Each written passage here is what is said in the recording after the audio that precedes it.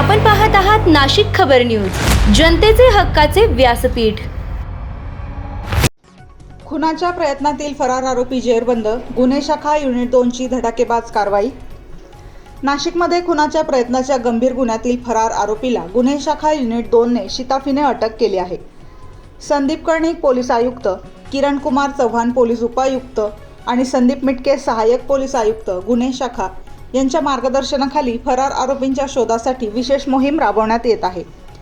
उपनगर पोलीस ठाणे हद्दीत 9 जुलै 2025 रोजी वडनेर दुमाला येथून पाथर्डी गावाकडे जात असताना फिर्यादीच्या मुलाला समर्थ घोरपडे व त्याच्या साथीदारांनी बालाजी स्वीट समोर अडवून शिवीगाळ व मारहाण केली। तसेच धारदार शस्त्राने जीवे मारण्याच्या उद्देशाने हल्ला करून गंभीर जखमी केले आणि आरोपी फरार झाले होते। या प्रकरणी गुन्हा क्रमांक 296/2025 दाखल करण्यात आला होता।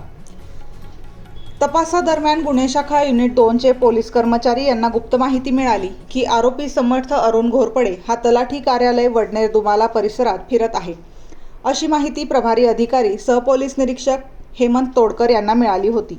त्यांच्या आदेशानुसार पथकाने सापळा रचून आरोपीला ताब्यात घेतले। चौकशीत त्याने गुन्ह्याची कबुली दिली असून पुढील कारवाईसाठी त्याला उपनगर पोलीस ठाण्यात दाखल करण्यात आले आहे। ही कारवाई गुन्हे शाखा युनिट 2 च्या पथकाने यशस्वीपणे पार पाडली आहे।